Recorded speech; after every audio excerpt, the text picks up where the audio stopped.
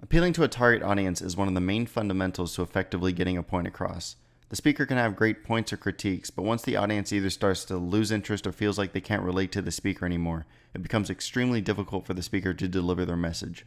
In this video, I'm going to show 3 examples of public speakers giving their voice to their own prospective audiences, and then I'm going to analyze those performances and see if I can determine what their target audience is. I'm going to show some clips of these examples in this video, but all of the full videos I'm referencing will be submitted along with this one. First up, we got The View, a daytime talk show that covers anything from life pro tips to politics. Now from the clip provided, we can see that the show consists of 5 women, all dressed fairly well and representing different ethnicities, and specifically in this clip, covered topics that relate specifically to women. Apparently, a guy's support, listen to this study, a guy's support for his wife's career only goes so far, because a study of 6,000 American couples found that men stress out if she is the breadwinner of the family.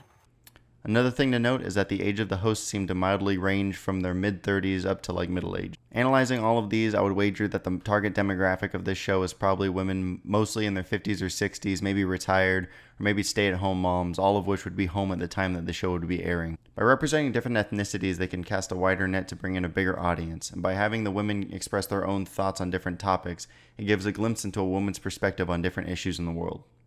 Almost all my girlfriends make more money than their husbands. All I want is a man who can pay for dinner when he takes me out on a date. That's right. That's true. That's all. You know, the rest I can take care of myself. Yeah. Now, to check this, according to The Hollywood Reporter, when comparing both The Talk and The View, quote, both panel series have previously tied among targeted audiences of women 25 to 54 and 18 to 49.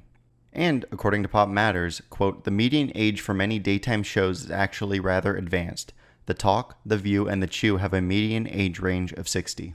I couldn't find breakdown of other traits such as ethnicity or personal wealth of the average viewer, but hey, at least I got the age and gender right. Alright, next up we have a political rally for Democratic presidential candidate Joe Biden. Now, a political candidate is a little harder to gauge their target audience because their target is, well, everybody.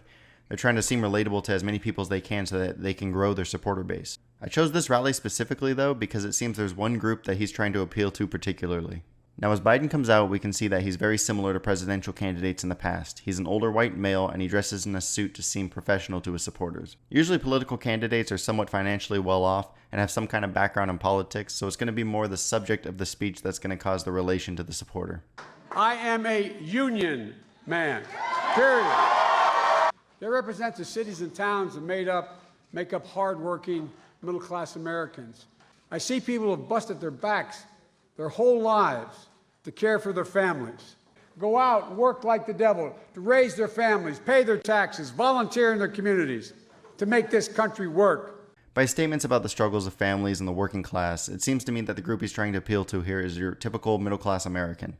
Since most people fall into this group, it makes sense that that's the group he'd want to go after and try to appeal to. By sticking to the problems that many people face, such as financial troubles or feeling like you're stuck working, he gets many people who feel this way to stop and at least watch his speech. Now let's see how I did. To back up these claims, according to Politico, quote, Biden has pledged to put the middle class at the center of his trade policy and to not sign any new trade deals until the United States has made major new investments in its workers and infrastructure. And according to the Washington Post, when referencing Biden, quote, it emphasizes his ability to connect with the working class voters, a target audience for a portion of the party that believes the pathway to the presidency will be winning back moderates in the industrial Midwest. So, not too bad. He clearly showed empathy and support for the middle class in that speech, and it seemed that's the exact group he was trying to reach.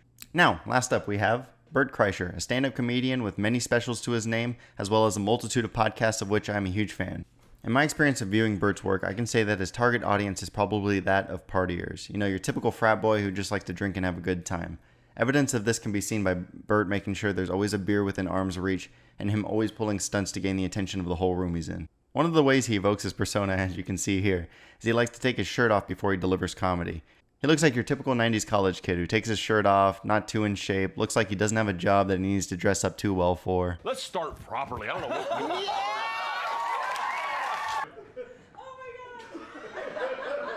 Thunderstorms. There's thunderstorms. And then I saw some guy walking up with bottles of wine for a wedding. I was like, can I get one of those? And he was like, sure. And that's the interesting thing about Bert, is although he started comedy as kind of this party boy that didn't care, as he grew up and grew his family, so did his audience. They grew along with him and now start to share the different struggles and life experience that he's going through. Yeah. My daughters are so stupid. I don't have to worry about them reading anything. Yeah, the whole period thing? Yeah. Oh, I did not see that coming. And that's the main reason I chose a supercut of his interviews instead of a clip from one of his specials, because in this video, you get to see a lot of facets of his personality. You get to see many things come out that you wouldn't see from just a small clip.